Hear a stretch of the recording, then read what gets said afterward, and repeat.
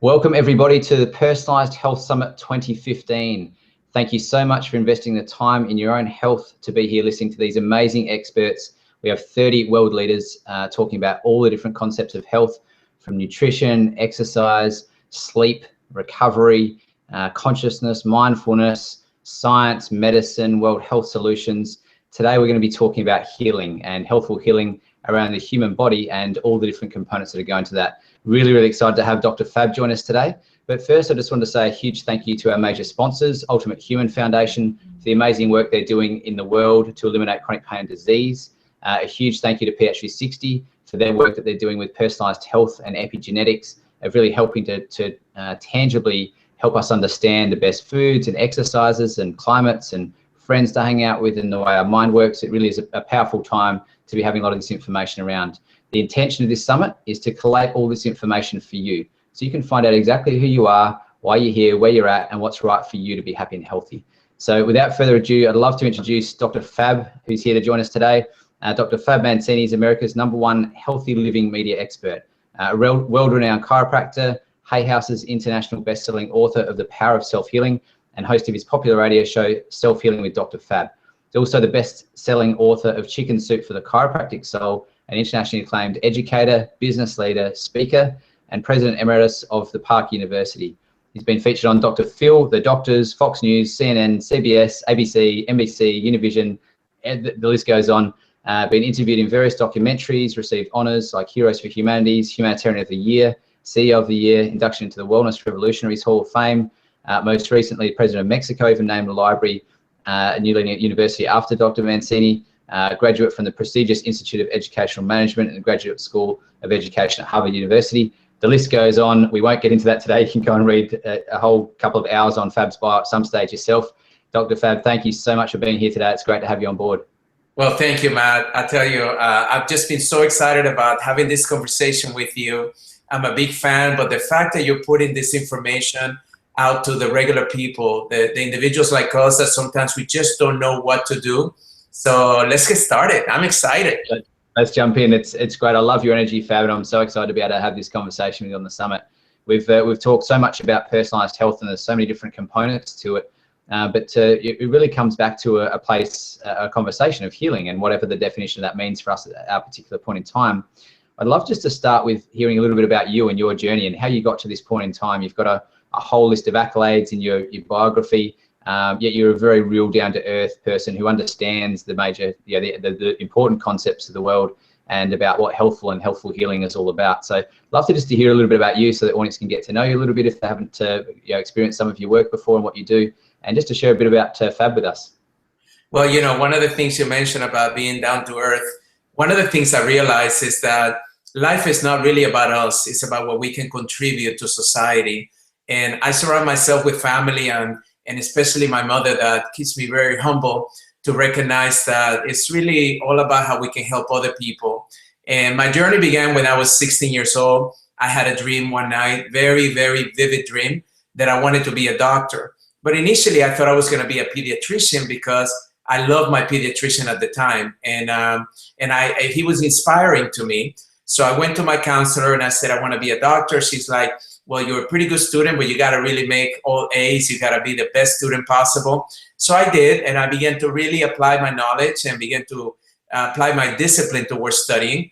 Then I got accepted into one of the most prestigious pre-med schools in the United States at the University of Dallas in Dallas, Texas. And then from there, I had decided already I'm going to go to medical school. I'm going to become a neurosurgeon. And one day I was coming home from school, and a car rear-ended me, ended up in the hospital, which I have volunteered in that hospital before. So I went to the leading orthopedic surgeon and I said, can you help me? And I couldn't move my neck. I was in so much pain. And he said, you know, I can give you these painkillers and maybe these anti-inflammatories, but you should really go see my chiropractor. And honestly, Matt, I never heard the word chiropractic before. I thought it was a specialty of medicine. But when I went that afternoon to the chiropractor, I really discovered the fact that we have a whole world in natural healing that we have pretty much ignored in traditional health. And most of our countries have not really solved the healing problems of today, primarily because we are living in a paradigm that is not complete.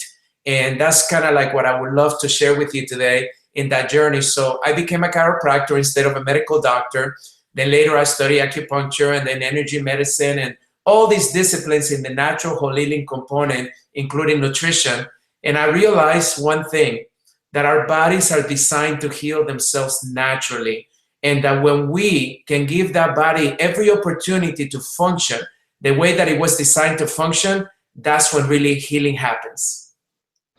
That's beautiful, Fab, and thanks so much for sharing that with us. And it's amazing how we all have these journeys that get us to the point in time that we're currently experiencing. And I really love that you're very aware of the fact that, you know, our bodies have this innate healing capacity that's inside all of us, and it's a matter of just sometimes you know, opening our awareness, maybe changing some of our thoughts and beliefs and things like this, for us to be able to be aware that we actually have this inside of us. And I'm really looking forward to journeying into this conversation a little bit more. So I'd love for you just to share a bit more about maybe, you know, what does that mean? Because we've got a lot of people listening in live or watching the replay here right now. They kind of understand the concepts of healing. Maybe they've been to see healers before. Maybe they've, you know, been lucky enough to be able to have experienced some healing themselves. But there's a lot of people out there. You know, there's over 3 billion people as we speak suffering from chronic pain and disease right now in the world.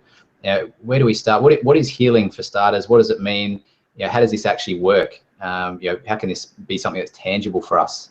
Well, that's a great question. So the first thing that I will start with is the fact that our bodies heal in 3 different ways: physically, emotionally, and spiritually. And in my last book, The Power of Self-Healing, you know, I wanted to give the science behind how most people are trying to heal physical conditions through physical means. But there's one major difference, is that in traditional medicine, we're constantly thinking about how can we manage the symptoms? How can we manage chemistry? But in reality, we need to pay more attention to what caused this in the first place. So the first thing that we need to understand about healing is that it's far more important that we spend time, energy, and money discovering the true root cause of the problem than it is to managing the symptoms that illness has created in our lives. That's the first one. That's beautiful, man. Thank you for sharing that perspective with us. It really is. This is the start of I'm sort of picturing a very profound conversation over this next hour as to where we're going to go on this journey, and it's a really great starting point. Please continue to share with us a bit more about where we go here, and the concept of healing itself is just, it's also almost sometimes too hard to believe it can exist. You know, we're aware of these miraculous healings that can occur, people with cancers and chronic diseases that, you know, almost overnight can spontaneously go into remission. And, you know, we understand it's all possible. We hear these stories of miracles and other things like that, but it's very hard to conceptualize. And you really touch on a great starting point there, is that often we try and heal those things physically. We have symptoms and we try and do it physically, yet there's so much more to it. Please share a bit more about that with us. So for the last 25 years, especially as a chiropractor, but also being a leader in the natural healing movement, I recognized and I started interviewing a lot of people that have claimed they have healed for conditions that they thought they could never heal. So I started compiling all of their evidence and all of the stories of these individuals. So let's start with the physical healing, which is the one that most people kind of understand. So when we physical healing happens, there's 3 things that we notice really make a difference in this physical realm. The first one is our nutrition. And our nutrition, as you know, you've had many other guests talk about the importance of nutrition. But the way that I presented nutrition was having nutrition for the sake of prevention. See, one of the things I noticed is that the foods that we eat are not only important for the sense of nourishment and supporting the function of that cell, the function of that system, or the function of that organ. We know that that's very important because you need that cellular support that comes primarily from the fuel that we put into our body. So let me put it to you this way. So for the last 25 years, I've been driving high performance cars, sports cars. And the other day I had a revelation. I was putting gas, and for the first time I opened the flap, you know, and I paid attention to what it said on the sticker inside of the flap of the car. And it said to put the high octane, you know, gas, you know, the gasoline.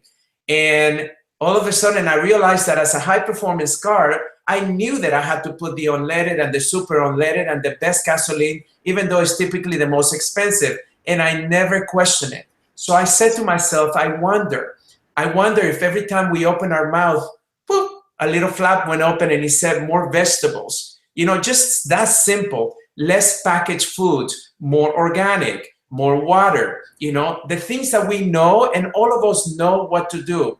So when I started researching the importance of food, I started recognizing that, for instance, an apple. An apple is very important because we've always been trained that an apple is good for your digestive system. But most people don't realize that an apple is one of the best sources for preventing strokes in our life. You know, all of a sudden you have something like avocado.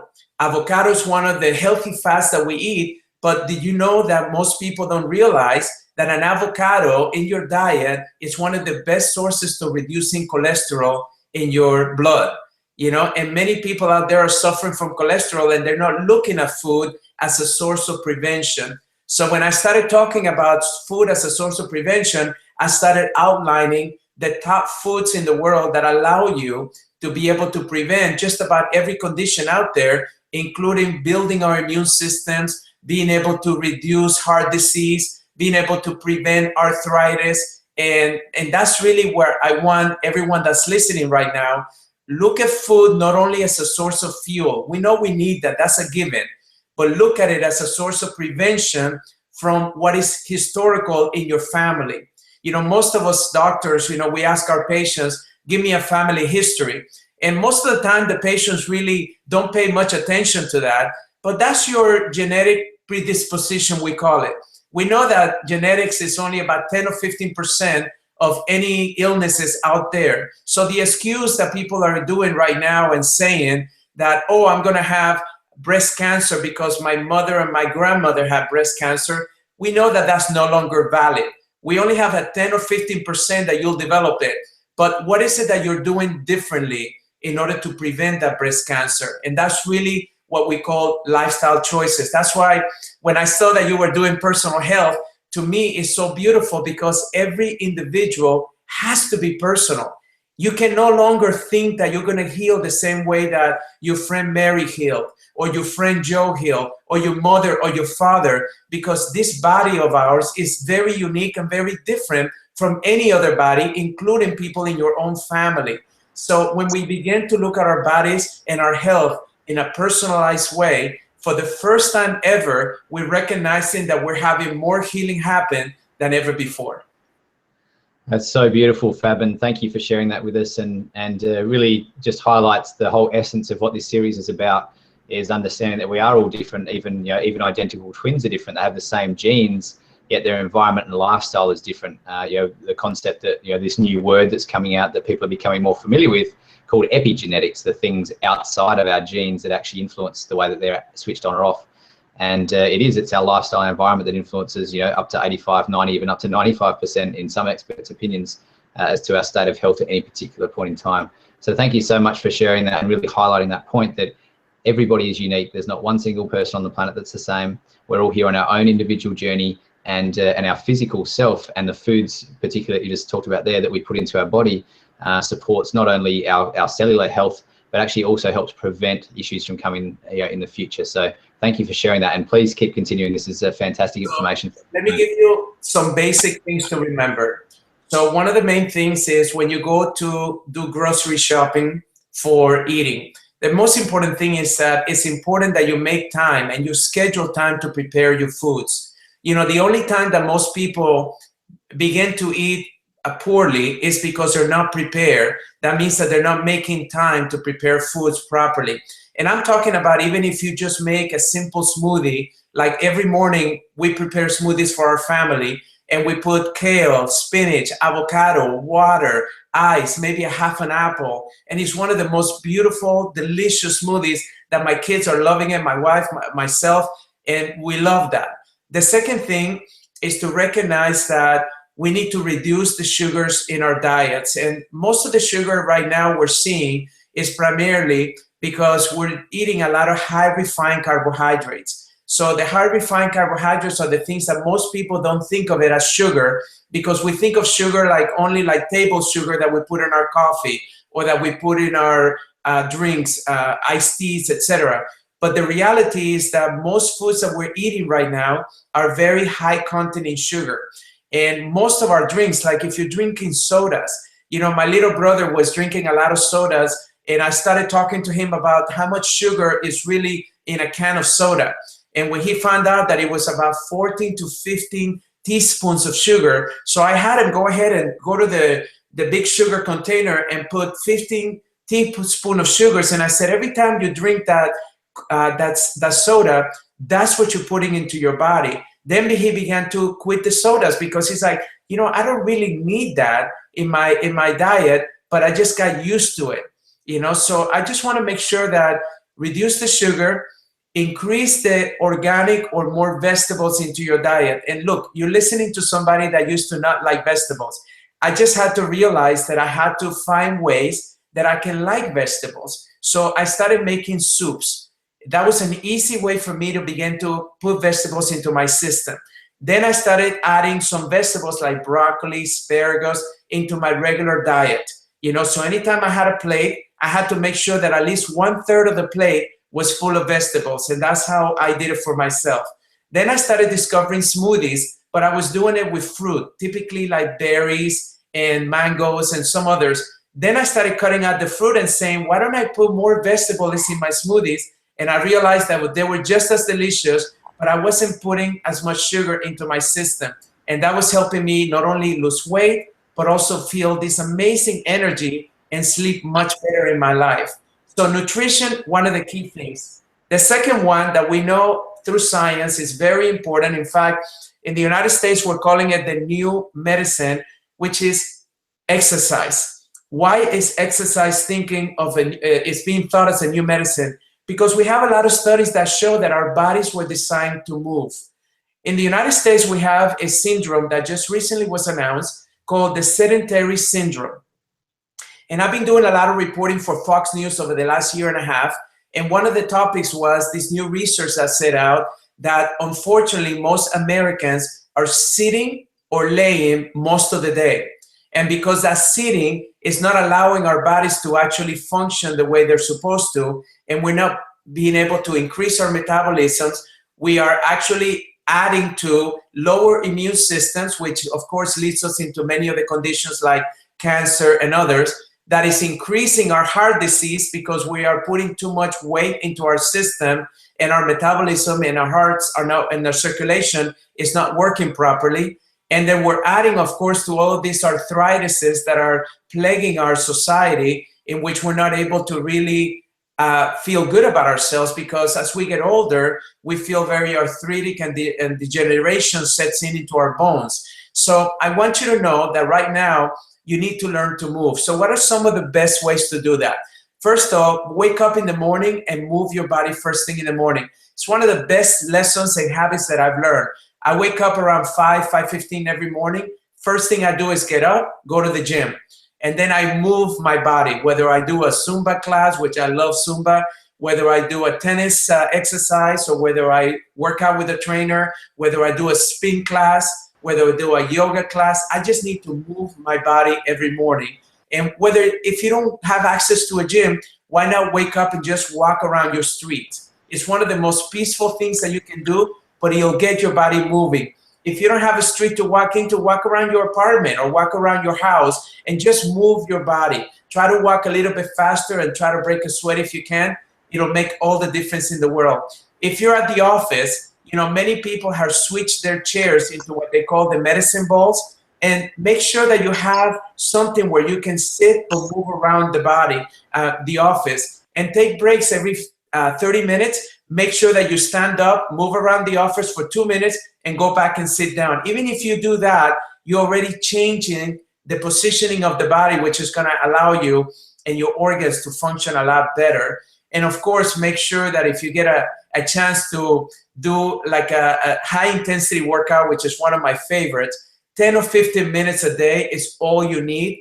And make sure that you sweat a lot, but that could be things that you can do in your hotel room, in your office, in your home. You don't have to go to a gym, but you do have to move your bodies. So exercise is the second thing physically that we have noticed that science has said is one of the best ways to self-heal our bodies. Thank you, Fab, for sharing that, and I'd really love to echo that. We just had a great chat earlier this week with Ben Greenfield, who's one of the top personal trainers and most influential people in the world in terms of health and wellness, who actually did the interview with us on a treadmill.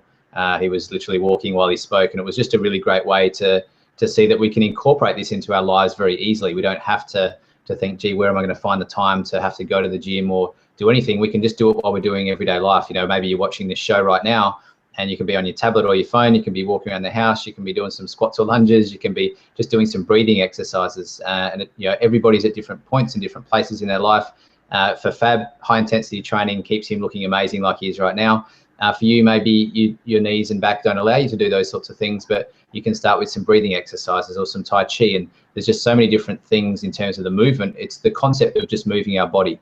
It doesn't have to be high intensity training. And so thank you so much for sharing that, Fab. And the couple of staples that you talk about there with nutrition and with exercise and movement are so important. Please, you're leaving us hanging here. I'll let you continue. And the third thing that we have noticed physically, now this, remember, over 25 years of observation and many testimonials of patients that have healed when they were told they were not healed before, is that they incorporated a non-traditional provider. That means your chiropractor, your acupuncturist, your homeopath, your naturopath. One of the things that we've noticed is that traditional medicine does not have the answers to all of the conditions out there. And many of the chronic illnesses such as cancer, heart disease, arthritis, obesity, and many of these others, they are not responding well long-term to medicine or even perhaps a surgery. So I want you to please consider adding one of these other providers. So what I did is I started investigating the science behind many of these professions. And we noticed that there's a tremendous amount of science. In chiropractic, we have so much science that most people don't realize, in which we can be very effective, not only for low back pain and neck pain, we know that that's a given, but for headaches, for asthma, for ear infections, for infertility, for heart disease prevention, high blood pressure prevention. I mean, there's so much data out there to support that. Homeopathy was one of the things when I was living in Europe. I lived in Europe twice, and in Europe, many individuals use homeopathy first before they start putting chemistry or pharmaceuticals into their body. So maybe you have never thought about homeopathy, but the beautiful thing about homeopathy is that it's an energy substance that is created, that is all natural, but with the energy vibration to be able to cancel or eradicate whatever condition you're going through. So all you have to do is you put these little pills, so you can have drops, and they're very effective, especially for children. And it's also just a more conservative, holistic, natural way to approach illnesses out there, and to be able to manage those symptoms is a more holistic way. Acupuncture has been around for over 5,000 years. When I studied acupuncture, I couldn't believe all the science behind it. And in many countries, acupuncture is being used very well for pain management. But I want you to know acupuncture was meant for a lot more than that. So if you've never seen an acupuncturist, please go. They have so many options for you. And if you're afraid of the needles, understand that there's other ways to stimulate the acupuncture points. You can do it through touch. You can do it through minor electricity stimulation. You can do it through such thin needles that you don't even feel them going in through your body. So I just want you to know, don't be afraid. Don't ever be afraid of another more conservative way to be able to handle some of these illnesses that you are really facing right now. So Matt, one of the things, so if you do these three things, if you begin to look at nutrition better in your life, if you begin to pay more attention to that little flap that says, what can I eat better? Because the interesting thing is that, these high performance cars, I change them every 2 to 3 years. I cannot change this body. I wish somebody would have told me that when I first started, because for me, nutrition came a little bit after, once I started the educational process. But I wish I would have had that since I was early on in my life, where I would have been feeding my body these amazing nutrients that we have. So just remember, nutrition is critical, and begin to just move your body a little bit more. Movement is key for the future. And then, of course, maintain your traditional holistic provider. I'm not saying to get rid of them. I just want you to incorporate at least one non-traditional traditional provider, either a chiropractor, acupuncture, homeopathy, or naturopath. These are the people that can really help you take your healing to another level. And remember that their approach is a lot more conservative and natural, but most importantly, your body is going to be able to facilitate healing in a whole different way than just taking a pill. Sometimes you think that taking a pill is the easy way out, but I promise you, just like we noticed through science today, that prevention and more conservative care is always going to yield greater returns when it comes to your health, because you're not toxifying your body so much. And toxification, as you know, has become one of the leading conversations of why so many people are sick. Not toxification only from the foods that we eat, but from the air that we breathe, from the stressors in our life, that we have so much toxicity coming our way because we have electricity and so many other environmental issues that are impacting the way that we heal. So from a physical perspective, Matt, that is really the three most powerful ways that I can share with anyone out there that they can begin their self-healing process and begin to experience this abundant health that they were meant to have in their lives. Beautiful, Fab. I love it. And so clearly described so well, so eloquent with the way that you described that. And it really does encompass a lot of the physical conversations that we have.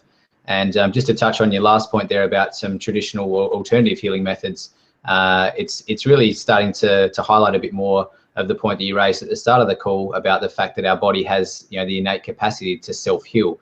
And often, some of the more conservative methods that work with your body and actually look towards assisting your body to kickstart its own healing, it sounds funny. It's in Western society, it's a relatively new concept. We're still almost having to convince people to consider that as a line of treatment. In Eastern philosophies, it's just how they work. It's part of the thing, and we work with amazing medical doctors in the Western and the East and all around the world. And it's great to see a lot of this harmony coming together now, and people understanding a lot more of the importance of supporting our own body, being more conservative in the approach, and just helping our own body understand what it needs and to be able to pick up and run with it from there. And it really is a great time to be having these conversations. People around the world are becoming a lot more conscious and a lot more aware of these things that are out there. And I really love the message that you're sharing, Fab. So thanks so much for sharing that great message with us on this show. Now, I just wanted to put a little note in here. This is an interactive call. If you guys have any questions, feel free to either raise your hand or pop those in the chat box. I can see a whole heap of questions coming through already and a whole heap of comments. Everybody's absolutely loving this so far, Fab. So please keep that coming. We will interact live with Fab throughout this session. But Fab, I'd love for you to jump in and tell us a little bit more. So we've talked about the physical aspect. You mentioned before that there's an emotional aspect. You mentioned before there's a spiritual aspect we need to be considering with us that influence us as human beings, us here on this earth having this experience. Can you share us a little bit more about what's there beyond the physical we need to be aware of or need to consider? Well, when I began to study pre-med, I started taking a lot of psychology courses. And I started understanding that the mind had a lot of influence into the healing of the body. But my traditional professors in science were not really referring to them. So I kept adding more courses just because I was fascinated by it. As I became a practitioner, I started experimenting with people. So over the last 25 years of research and watching what the data is saying, what the new evidence is saying, we have found that there's 3 emotions that allow us to heal more than any other emotions. And the first one is forgiveness. It's amazing how much information and evidence has been shown that when we allow our bodies and ourselves to forgive, because what happens with forgiveness is that forgiveness is an emotion that gets us locked into our past. Most of us have been hurt in some way or another, whether it was our parents that did not love us enough, whether they got divorced and all of a sudden we resented them, whether they did not support our dreams, maybe they did not support us in an early stage and maybe we had to leave home. It doesn't matter. I want you to understand that right now, holding on to those emotions, to resentment, to anger, have been proven to change our chemistry. And that's really the beautiful thing, Matt, is that emotions change chemistry. And emotions can get either a healthy hormone like norepinephrine or oxytocin to make you happy, right? or it can actually create hormones such as cortisol and many others that can actually make you depressed and make you sick. You know, many of us know that when you worry, you can turn your stomach upset, right? That you can get your body to sweat. And like, I don't know if you remember, or if you've ever been in a position that you've been very worried about something and your whole body changes. You contract, you get like this. Well, all of that is a physiological change because of an emotion. And the interesting thing is that emotion is really a memory that is stored in your subconscious mind. And even though we know through the new science that only 5% of what we know is conscious, only 5%. So 95% of everything that's happened to you from the moment you were in the womb to today, you don't recall. It's not as part of your conscious mind. And that's what's driving our healing process. So what we learn is that, I give you a perfect example. So I had a patient that came to me, and she said to me, you know, Dr. Mancini, I've been suffering with fibromyalgia and neuropathy and some other conditions for over 10 years. And I said, I've been to all these specialists and no one has been able to help me. So I asked her a simple question, Matt, that I ask my patients. I said, if I was to give you a medical degree, a chiropractic degree, an acupuncture degree, a naturopathic degree, and you become the most educated doctor in the world, is there anything that you could think of that you have not shared with anyone that could be causing this problem? You know, it's a good question. Would you agree? That's a great question.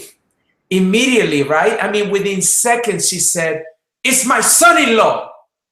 And I was just shocked, you know, it's my son-in-law. And I said, well, tell me more about it. He said, well, I have only one daughter. When she was 16, she became pregnant with this young man. There was so much pressure in the family decided to have the baby and help her raise the baby.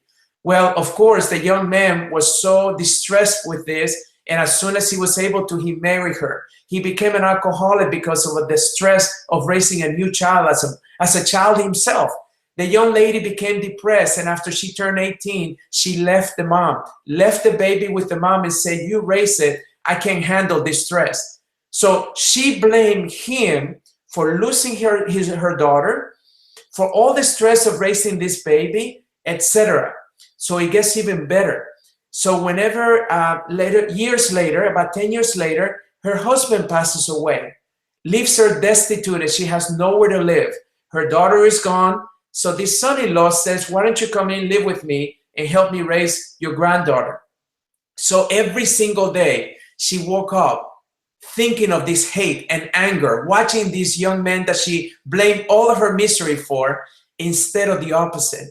So when she came to me, I said, okay, we're going to do a simple exercise. Instead of you hating this individual, why don't we do this? When you finish here, you're going to call him on the phone and say, let's call him, you know, Paul, just for compliance purposes. Paul, I'm making you your favorite meal. Please don't go and have dinner before you come home. I'm going to make you your favorite meal. When you go to that home, you be grateful the fact that he gave you shelter. You could be living in the streets, but he gave you shelter. I want you to clean that house. I want you to put love into that house. I want you to call your granddaughter and you tell her how blessed you are that her father allowed you to be part of her life, because now for 10 years you've been living in that house supporting that granddaughter the way that you wanted to in the first place. So she began to change her mindset towards him. And then I said, very gently, I said, and just forgive him. Forgive him by not thinking about the things that you blame him for, but by looking at all the things that he has done that actually allowed you to be happy today, and to be able to have shelter and food and all the things that he provides for you. Within 2 days, Matt, all of her symptoms went away. It's been 5 years and her symptoms have never returned because she was able to exercise that one thing, forgiveness. The second emotion that also keeps us from healing is called gratitude. You see, because when we live in an unstate of gratitude, right? When we're not living in gratitude, we are just thinking too much into the future. So forgiveness allows us to break away from our past, right? So it doesn't allow us, because healing only happens in the present. So gratitude is what does that for the future. See, most people cannot be grateful for what they have today because they're always waiting for something better to come along. You know, I can't be happy with this relationship because I can't wait to attract the right man, you know, the perfect man. Look, ladies, there's no perfect out there. None of us are perfect. We do the best we can with what we have, you know, and that's what's important to understand.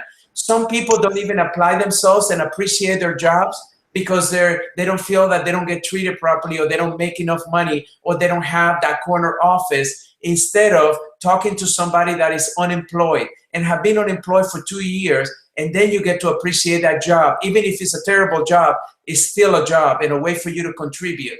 How about a person that has a car and they're always talking bad about their car because it's a junker? Guess what? Talk to somebody that's been taking a bus for the last 2 years. That will make you appreciate that the car is just a means of transportation. It doesn't matter whether it's a beautiful Ferrari or whether it's a, you know, it's a 1962, you know, Impala or whatever. I want you to know that your car is something you should treasure. How about your home? Whether it's an apartment or a house, you know, what about being grateful? What about talking to some of the homeless people out there where you don't have that? So the idea here, Matt, is to begin to be grateful for everything and everyone we have in our lives. Begin to have a gratitude journal. Many people have suggested that. I've been doing one for 20 years. Every day I write at least 3 things I'm grateful for every single day. If I'm grateful for the fact that my family is healthy, if I'm grateful because I have the ability to work today, if I'm grateful because I was able to buy me lunch and not feel stressed about doing that. Whatever you're grateful for, you write it. But how about the people in our life? You know, most of us, especially the young entrepreneurs, they're looking so much as to building this wealth, but taking for granted the people in their lives that really you're building it for. And then they find themselves 10 years later, 20 years later, all alone. Yeah, with all these beautiful toys and money, but no one to share it with. No one that really counts. Nobody that you really love. So please don't sacrifice people along the way just for financial wealth. I want you to know that the greatest joy in having financial wealth is being able to share it with the people you love. That's when you really get excited about making money and having money. And the last thing that we found is love. But the love that we found, the love that people talked about that helped them heal, is a love that was unconditional, Matt. We have become conditioned as human beings to be able to love conditionally. So from the moment that we're raising our children, you know, when we first have them, it doesn't matter if they wake up in the middle of the night, it doesn't matter if you're changing a diaper and they have an accident in front of you. It doesn't matter, you laugh about it. But then as they get older, it becomes conditional. You know, if you do this, I'll do that. And then as we get older, our relationships become conditional. That means that if you love me, then I'll love you back. If you do this for my work, then I'm going to pay you back. Look, I want you to think of unconditional love, especially for yourself. You know, Louise Hay did something that taught me 27 years ago a great lesson. When I wake up first thing in the morning and I look at that mirror, I don't look at the imperfection in that mirror. I look at the perfection and I say to myself, Fab, I love you. I love you. And I learned that that may be the only time that day I may hear those words. That may be the only time of day that I may hear that in a week, in a month. But the fact that I say it to myself every single day begins to build inside of me this sense of unconditional love. I need to be kinder to myself. Anytime you lose patience with yourself, you're not loving yourself enough. Anytime you're beating yourself up for things that you did in the past, you're not loving yourself anymore. Anytime you continue to be in a relationship that is toxic, that is abusive, you're not loving yourself enough. I want you to start loving yourself so other people can love you, because you're the one that is the center of love. But Matt, what we learn is the fact that when we love ourselves fully, by just loving ourselves unconditionally, that facilitates healing more than any of the other two emotions. In fact, in the 1980s, there was a best-selling book that was written called Healers on Healing. And they interviewed healers from all over the world, all disciplines, and they found the common denominator in all healing is actually unconditional love. Loving yourself enough to say, I'm worthy of being healthy. Think about this. I'm worthy of being healthy. That in itself already sets the stage for you to have abundance health. So if you do these three things every single day, begin to identify those individuals you need to forgive, especially yourself. Begin to be grateful for everything and everyone in your life and not take anything for granted or anyone for granted, and be able to be more loving with yourself every single moment. Be kinder, be patient, be loving. Take time for you. I call it my me time. Take time for you every single day so you can take care of others. And ladies, I'm talking to you right now. I know you think you can fix everybody else's problem and you want to take care of everybody else. I want you to take care of you first, because when you take care of you, you can have the ability to take care of other people in your life. Wow, so beautiful, Fab, and thank you so much for sharing this this amazing concept with us about how our emotions can actually impact us in our biochemistry, where you started out, and the fact that the three really important words that you share there with us, so forgiveness, our gratitude and love, really underpin so much of our issues that we have in the world today.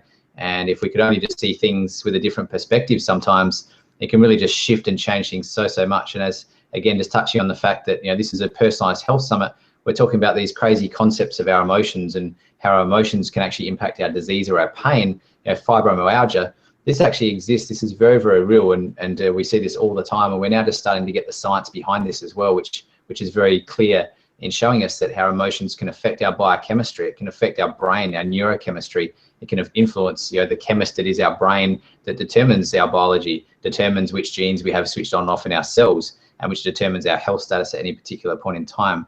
So our emotional journey, our emotional feelings, what we have in the world really dictates a lot of our biochemistry, and it's really a powerful time to be harnessing these concepts, Fab. And I really love how you share that with us, and and I certainly practice that daily myself in terms of understanding and helping us get a better perspective even for each day, to be able to really look at the world in a different set of eyes and a different lens. Can mean that, as you share so perfectly, to be grateful for what we have in every aspect, to forgive ourselves and to forgive others, and to really come from a place of love for yourself and for others. And if we can start to achieve that individually, it means that we've got a whole heap of individuals together, which is a community, and a whole community together, a couple of communities equals maybe a state or a country or the world. And that really is our mission. That's why we're here having these conversations, is so that we can understand, if we're sitting at home listening right now, how can I start to take these steps? How does the physical health influence who I am and where I'm at? How does my emotions influence who I am and where I'm at? And how can this start to be something that I can really harness and then share with others around me, so I can help them on their own personal health journey, so we can have a world that's free from pain and disease, and a world that has a whole heap of human beings that are happy and healthy, which is the aim of the game at the end of the day. So Fab, thank you so much for these wonderful words. And I'd love for you just to share a little bit more about the spiritual side of things that you touched on at the start of the call, and just to tell us a little bit more about that, and then we're going to jump into some questions. Well, the spiritual, in my opinion, is the most important one, because in chiropractic we have a statement that says the power that made the body is the same power that heals the body. And we use the word innate intelligence. There's a universal intelligence that quantum physics has already proven. There's an intelligence that runs the universe. Well, that same intelligence lives inside ourselves, and it's called innate intelligence. And that innate is kind of like the inner wisdom of the body. It's the one intelligence that took one cell and another cell and put them into trillions of cells that make up this body. It's the same intelligence that has hundreds of thousands of sperms trying to reach that egg, but only one penetrates, right? What makes it with that one? Why that one? That makes you so unique in the world. There's no one else like you in the world. But you see, about 20 years ago, one of my dear friends and mentors that recently passed away was Wayne Dyer. And Wayne taught me something very profound. He said, Fab, if you begin to look at life, that you are not a human being living a spiritual experience, but that you're actually a spiritual being living a human experience, you will be happier. You will be more peaceful. So I began to look at myself and everyone around me as spirits. I began to see their perfection inside of them, and not the shell of their bodies and what skin color they had and how short they were, how tall they were, how beautiful they were, how fat or how skinny. I don't look at that. I look at the spirit inside the individual, and I began to recognize that there's this abundance perfection waiting to come out, that the body was designed to be perfect. The body was designed to live, scientists tell us today, between 115 to 120 years old genetically. Why is it that our mortality rate is so low? Why is it that many of us are degenerating at 50 to the point that they should be just beginning their second stage in life and feeling, all this energy and excitement? So some of the things that we learned as I was investigating the spiritual component of healing and listening to what it is, when I looked at the evidence, I realized that there were studies that were showing that when we go to church, temple, or synagogue, we heal sometimes half as time as faster than if we don't go to a place of worship. Then I started recognizing that many of the people that were told they would never heal from a condition, they all of a sudden they have people pray for them, or they all of a sudden began to recognize that there was a power bigger than what every doctor had told them.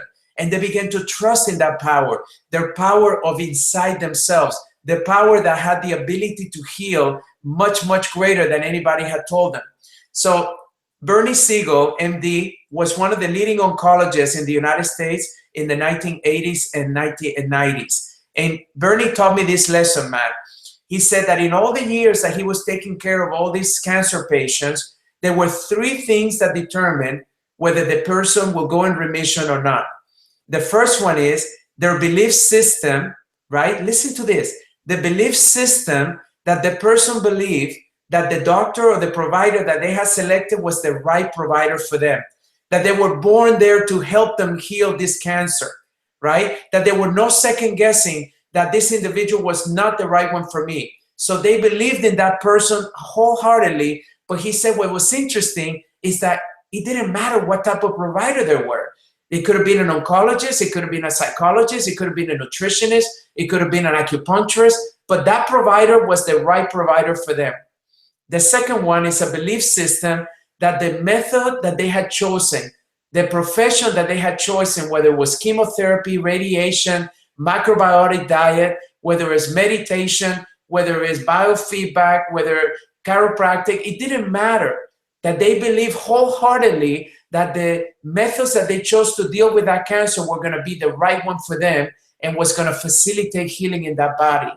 And then he paused and then he said, but the most important one is the belief system that they believe that the body could heal.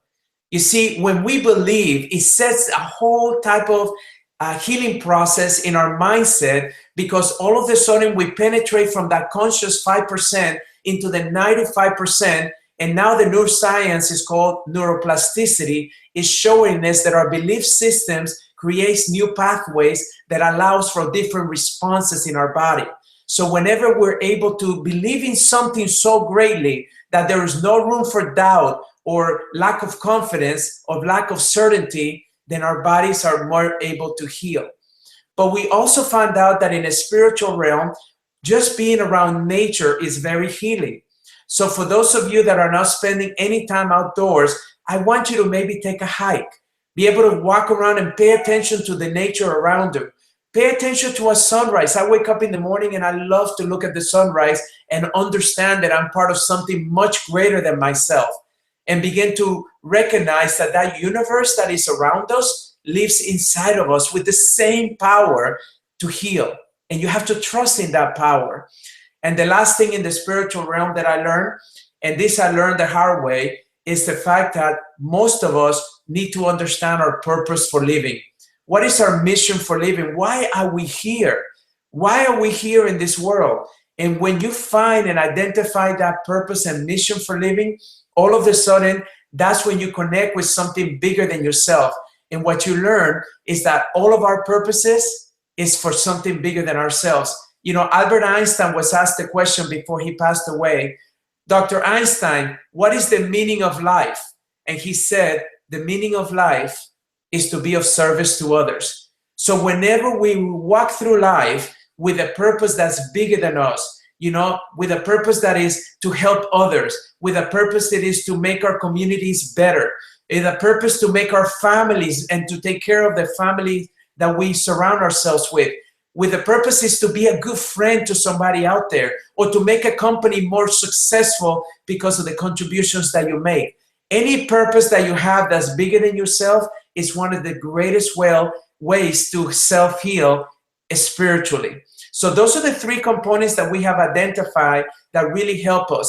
The first one is primarily to recognize that we're not human beings. We're spiritual beings in this shell that we call humanity. The second one is that we need to recognize that we're part of something bigger than ourselves, that we are part of a universal intelligence that lives inside ourselves as innate intelligence, and that inner wisdom is very healing and extremely powerful. And the last one is that we need to spend time reflecting on our purpose for living. So when we understand and wake up every single day with a sense of purpose, then all of a sudden our bodies begin to heal naturally without any other effort. Beautiful, Fab. Thank you so much. And really just helps us understand perspective in such a different manner. And like you shared, like all of the things that we get caught up in the day-to-day things of our life, you know, if we're busy with, you know, kids running around, or, you know, traffic on the way to work, you know, our boss at work being, you know, having a lot of stress around us, it's really difficult sometimes for us to realize that we are, you know, these spiritual beings having a physical existence right here. We often, you know, we take the time, you know, out of our schedule to maybe try and, you know, meditate for 15 minutes, or maybe we try and make an hour or two on the weekend to go to church and have prayer. You know, it's really, it's starting to understand more about this is actually our entire life. It's not about trying to escape to this little spiritual thing that we put in a box over here. It's just part of who we are. It's actually the opposite. And I really echo your words that when we can actually understand that that's who we are, we're actually this essence that exists that's just in a physical form right now. It really does change your perspective on everything in life. Every person you meet, everything you look at, the way that you feel, the way you experience emotions, you know, even your physical health, it really changes everything for you. And so I really value the words that you share there, and I really hope that everybody can really take in the messages you shared today. If you need to watch this on replay again, that's the beauty of this. It's here. You can watch Dr. Fab as many times as you like, over and over and over, with those beautiful words that really help us understand a great perspective as to who we are and how we can actually trigger our own healing and our innate healing that exists in our human body. And we're going to just jump to a couple of questions here.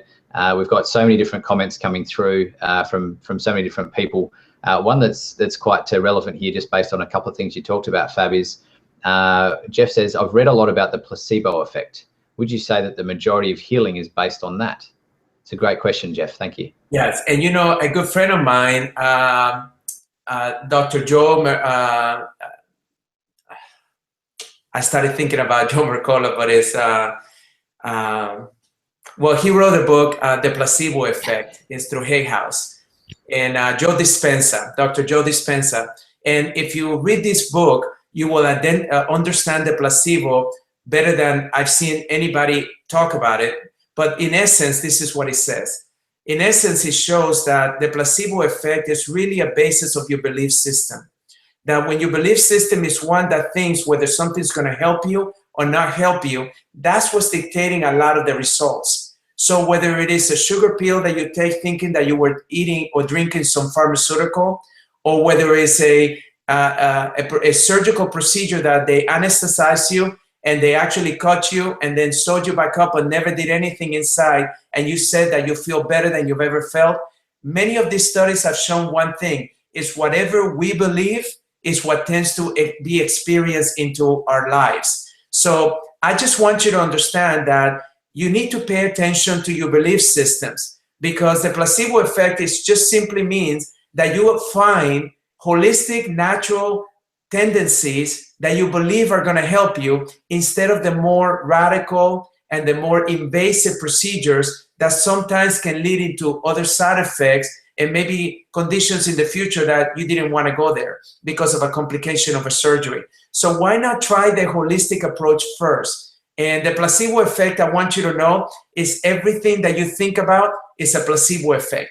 So if you want to be healthy, just pay attention to the thoughts that you have. You know, in the law of attraction, we always thought about the thoughts that we have every single day. The way that Joe puts it is that we have 60,000 on average. We have over 60,000 thoughts a day. Imagine this, over 60,000 thoughts a day. Over 80% of those thoughts are the same thoughts that you had the day before.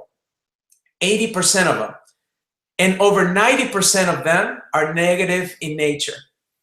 That means that they're destructive, they're negative. So I want you to begin to pay attention to those thoughts and begin to replace them with positive thoughts. Begin to replace them with optimistic viewpoints. There's so much data that when you believe that something good is going to happen, probably something good will happen. But when you think of the opposite, and Bernie Siegel talked about it beautifully in his books, he said, whenever a cancer patient received the diagnosis and they thought of it as a life sentence, most of them died in less time than the time that they were given by their provider. Less time, because they had already shut down. They already believed that they were going to die. But the ones that said, well, Dr. Siegel, I cannot die. I need to walk my daughter down the aisle. I need to see my grandchildren. I have this business I want to take to the next level. Those were the individuals that went into remission. So I just want you to know that the placebo effect, all it means is the thoughts that you're having today is actually what's creating the healing because of the belief behind those thoughts. Beautiful, Fab. Thank you for sharing that. It's a great answer. And it's interesting how there's a negative connotation even around the word placebo, because that's something that we have, in society, that, oh, it's placebo. There was, it was like a fluke or a chance or a coincidence. When actually, if it gets the result, then it's actually a great treatment. So the word, placebo, people get a bit nervous or hesitant around it because it's been portrayed and perceived like that in medicine and science for many, many years, which is now starting to shift again in this whole shift that we're having in consciousness. And you touched on the beliefs and the thoughts that we have and the perception that we have of the world, which really dictates a lot of our emotions that show up. It dictates a lot of our reality that we experience. And it really is a great time to be understanding these and be having these great conversations on these summits that has previously been thought of as very taboo, these sort of conversations, and very woo-woo, very out there. We've got a lot of scientifically grounded people that are talking about these things now because we're understanding the science of it. It's always existed, but now we can start to explain it. And when we can explain things, which is what science is all about, trying to explain what's going on, then we start to accept it more as a society. And it really brings back to what you said in the spiritual sense. We've now got a lot of science behind that. The concept of a spiritual journey was so far out for so many people. Unless you had the faith to believe in that, it was just considered nonsense. Now we're understanding. We even had a great chat already on this summit with the guys from the Institute of Noetic Sciences, with Dean Radin, who we talked about paranormal activity and psychology. And we're talking about everybody listening to this call. I'm sure everybody in the world believes there's something that happens to us when we die. Everybody acknowledges, hand up, that we're going to die at some stage in our life. We might get hit by a bus soon, hopefully not, but we may die of a natural death when we get old, which is what everybody hopes for. But after that, we're going to go somewhere. What happens to us? There's so many different thoughts and beliefs, whether you believe in God and going to heaven, whether you believe in the universe and going back into this energy form and coming back in, and whether you believe in reincarnation. It doesn't really matter so much. What matters is the fact that there's something greater than us, and we are something bigger than what we are here right now. And so this is where people are studying. There's organizations and international companies and foundations that are studying the science of this right now, that are proving that there's much more to us as humans than what is sitting in here in our physical body. So these crazy concepts are now actually becoming very tangible in real world, common day conversations. And I really love how you're bringing this to us in a very, very tangible way, a very, very actionable way, and a place that we can really understand. This whole summit's about our personal situation, our personalized health. There's so many things that we can do in our physical self, with our emotions and with our spiritual journeys, that can really transition anything from the state that we're living in right now. So you give us and you bring to us so much hope, Fab, and I really, really appreciate the way that you're delivering this information, not only to us on this summit, but to the world. And I'm going to jump to one more question, but beforehand, is there a way that we can find out a bit more about this great stuff that you're sharing, Fab? Have you got a link that you can share with us where people can find out a bit more about what you're up to? What I did is over the last 25 years, I went into the studio and I started putting some free videos on the greatest tips that I've heard from all these patients that have healed from conditions that they were told they could never heal. And it's just very simple: 21 days to self-healing, 21days-to-selfhealing.com/summit. And it's all for the people that are listening to this, where they have access to these videos at no charge at all. 21days-to-selfhealing.com/summit. And what I want you to understand is that the reason that I did it is because in my book, I put a 21-day program to self-heal, which so many people have done all over the world, claiming all kinds of healing. But I wanted to actually bring it into a video format because, as you know, video is driving a lot of the communications of today.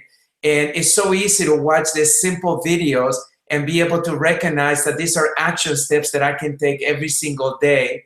And that's a different format. So I'm just giving that away to everyone that's listening for joining the summit and making sure that, you know, we want you to be happy to be here and be able to apply this knowledge. My website is drfabmancini.com.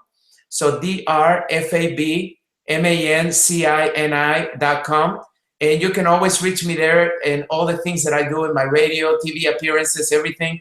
But go check out those videos because I really wanted, my intention was just to offer you something as a gift for showing up, because that means that you're ready. Look, how many times have we heard the statement that when the student is ready, the teacher appears? And Matt has put together some of the most fascinating people, and I'm just honored to be asked to be one of those. But fascinating, some of the greatest mentors that I've had, people that have taught me, people that are friends of mine, and you get to have access to them just like me in a very personal way, where you get to not only ask your questions, but we really get to pour our hearts with you as to why we do what we do. Look, most of us in these calls, we don't have to do this, but we make the time for you. We don't get paid for this. We make the time for you because we know that society needs this information more today than ever. So Matt, I just want to say thank you for allowing this summit to take place, and most importantly for honoring me as one of your participants this time. Thank you, Fab, and thank you so much for sharing that perspective. And you're 100% right. Every single person here, all of us, all of this is just for free. We're here to deliver information for you from all these experts all around the world, amazing leaders in all the respective fields, to bring information towards yourself so you can collect this, you can find out what's right for you, find out who you are, why you're here, what your purpose is, where your beliefs sit, where your physical health's at, where your emotions are, and how you can navigate through a much clearer perspective to understand that you have the innate capacity to be able to heal yourself and transition from any health status or condition that you might be experiencing right now. So Fab, we probably won't take any more questions because we're out of time, but the content you've shared today and the way that you deliver it and just who you are in your essence is just so beautiful. So I really thank you so much for joining us here today. A huge thank you to all of you for listening in, whether you're live or whether you're watching the replay. Investing your time into your own self-healing and health is the best thing you can possibly do. So thank you so much for being here. A big thank you again to the Ultimate Human Foundation and the ph360.me, which can give you a lot of clear insights as to how to navigate through. If you're looking at a better place to start, please go and check that out. Please like the Facebook page so you can get the updates on all the speakers and the goodies and the bonuses that are there. If you go ahead and subscribe to the YouTube channel, then you'll get access to all the video replays for free. Finally, please share this with your family and friends and your loved ones and your communities, those that need it most. Again, it's free information just for you to help you on your journey towards health and happiness. So again, thank you so much for being here. Thank you so much, Fab, for making the time to share your wisdom and your knowledge and your insight and your perspective with us. Really appreciate it. Look forward to seeing you all again soon. Thank you so much, man. Thank you.